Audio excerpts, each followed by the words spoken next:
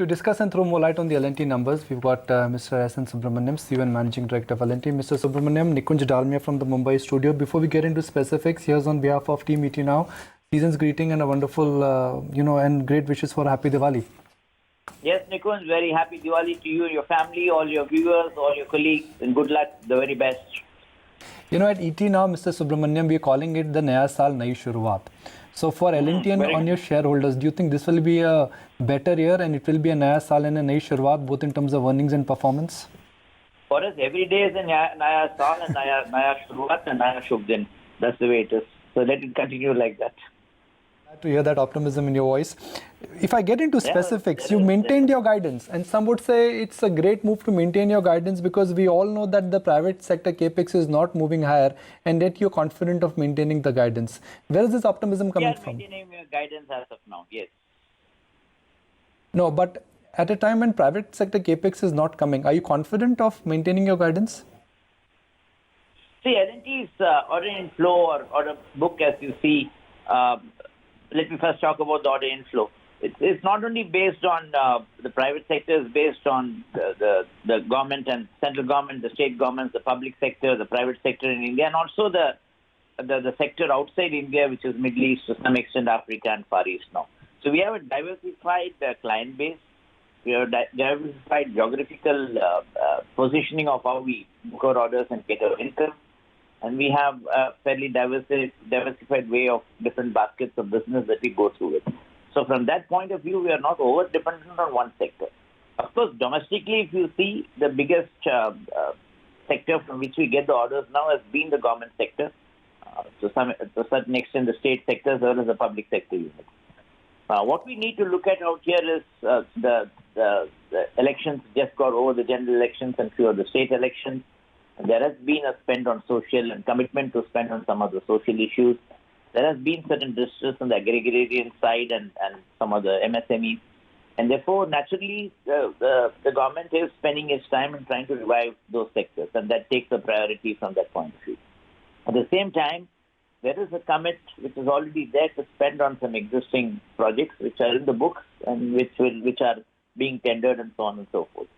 Some of the projects which have received and which have gone well is the water distribution project, the waste facilities, the rural distribution network. Much of India is lighted now, which is a great thing. The road program, which was going well, but suddenly seen a slowdown. I hope it picks up. Dedicated freight corridors, so on and so forth.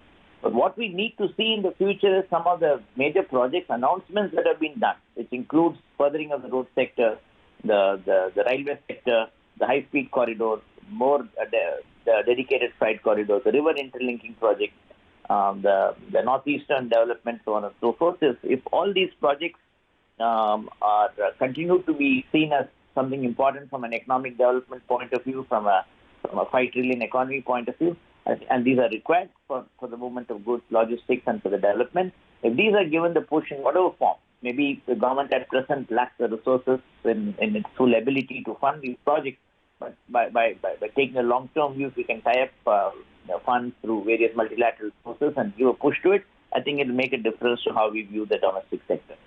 So the public sector point of view, I think much of the spend that needs to be done has been done. And now most of the public sector companies are in the moment of trying to organize themselves to see that the capacity that they built up is utilized to the extent that is possible. And therefore, I don't see huge spends coming from the public sector. Private sector in India has, in my view, will greatly benefit from some of the major economic steps that the government has taken, which includes the RERA Act, the GST, the huge tax, corporate tax benefit that the government has recently given, and such. Now, the point is these steps have just come into force. There will be some issues of how to straighten these things out and how to straighten yourself to face these new tax reforms that have come in. It takes some time, but once these kick in and organizations are geared up to take these on, I think there is a cash flow savings in all these reforms. And once that stays within the company, they will start spending on capex and other programs to benefit their own businesses and the economy thereon. So one has to have a little patience, and therefore, if you're willing to do that for 6 months to 1 year, I think this will start kicking in. So we have to be patient for a year and a half. There's no other way. unfortunate as it may be, and yes, hopeful on the other hand as well.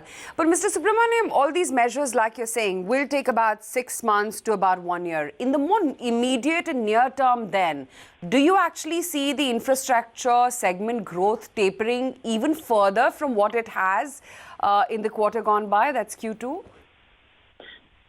It has tapered and there is contraction thereon for various reasons. Number one, I think the huge spend has been done. And today the dilemma is how to continue that further. Government has a constraint on resources, therefore they look to private sector to do it.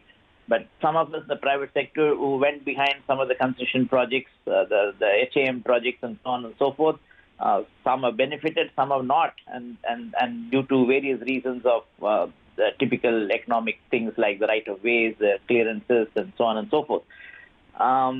There is a paradigm shift required in the way one looks at it. Private sector comes and they see a return. All of us went in this concession and such other projects because we saw a return. The returns did not come the way we thought it would because the projects got delayed due to various reasons which are well documented.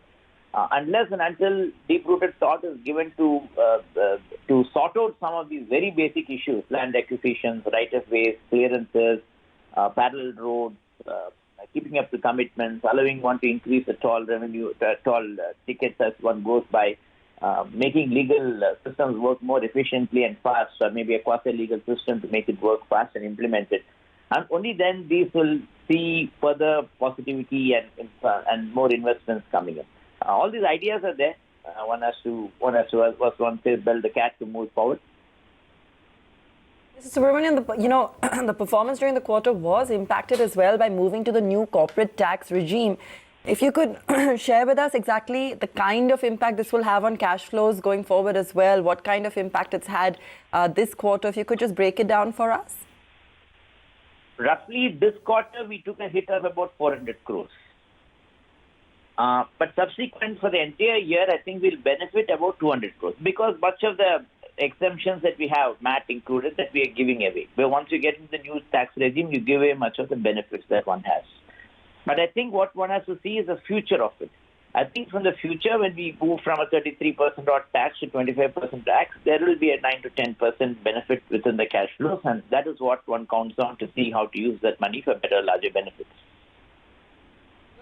Silver lining, or I would say not the silver lining, but the golden lining in your numbers is that your EPC business has reported 8% growth. Hydrocarbon has been strong, but EBITDA margins have been almost at 17%.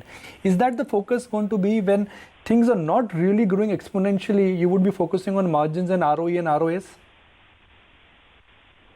We have stated that ROE is the focus for us. Our intention is to bring our ROE up, and which we have been doing consistently quarter to quarter. We will continue to focus on that. The ROE not only depends on the business performance, we also have some large ticket investments in our books.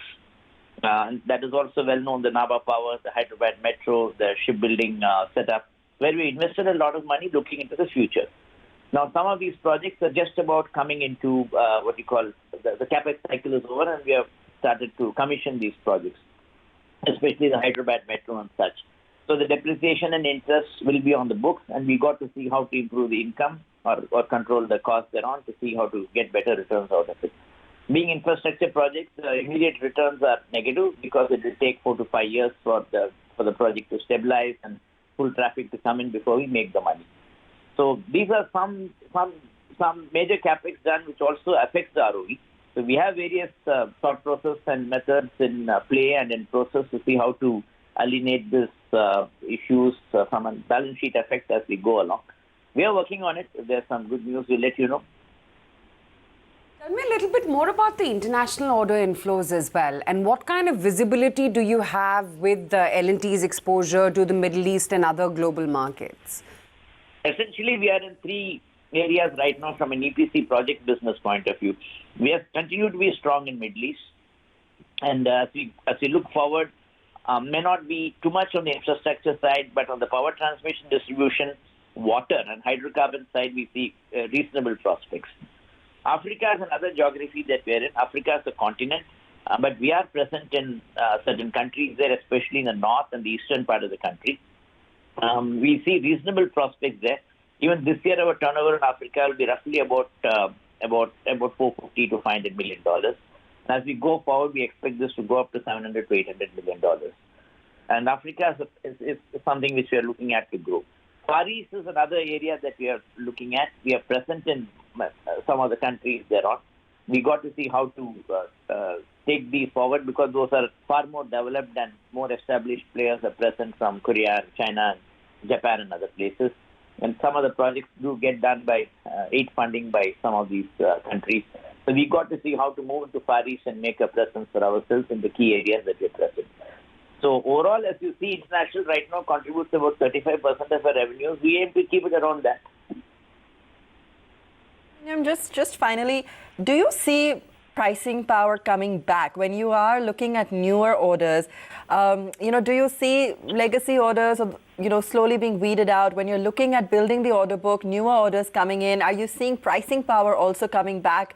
With the kind of fresh orders as well that you're now seeing on the order book. What's the scenario looking like? How do you see it shaping up?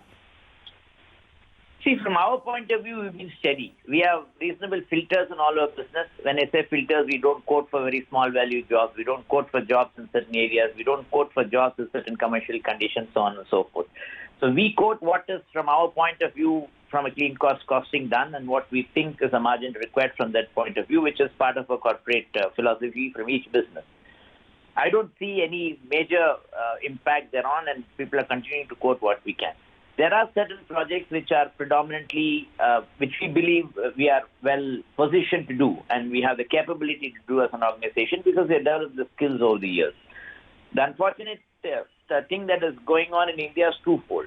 Number one, sometimes due to the various guidelines that the government agency is working, there's a tendency to dilute the pre-qualification condition so that more people can quote for such jobs. What it results is in contractors or companies which do not have the required capability trying to get into these jobs by taking advantage of the lower pre-qualification because that's a CVC CAG guideline. And one can always become L1 if you don't know the subject. And if you become L1 like that, you tend to get the job in our circumstances. Second is that the government bodies allow also pre-qualification to be done with joint venture. If you do joint venture with a foreign firm, and the foreign firm does not put its money where its mouth is and only lends its name, then you have another problem of the way the pre-qualification is done because you are tending to quote as a domestic partner with just a name from foreign, and again you tend to qualify. So these are little slightly disturbing trends, but this is not a trend that's going on now. It's been going on for some time. And I think the authorities also realize that by giving projects to such contractors and such organizations, projects are not taken off, projects are not moved forward, they got badly delayed, etc.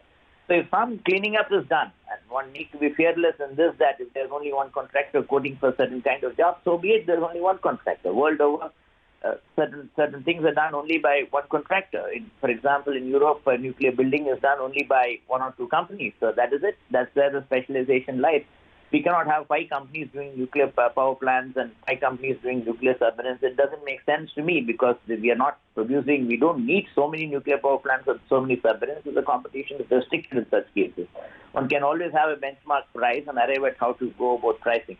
So, but these are all broad structural thought processes and reforms that need to be carried on to strengthen organizations and also to bring in a much bigger scale and speed within the economic development point of view. I'm sure people concerned are thinking about it, and if they can think that way, I think it makes an enormous sense and difference to how we go about doing projects fast. Fantastic, Mr. Subrahmanyan. Thanks so much for joining us and sharing in detail, some of the outlook going forward and how the quarter has fared. A very happy Diwali once again. Thanks so much for joining us. Very happy Diwali to all of you, your families, and all you. Thank you so much.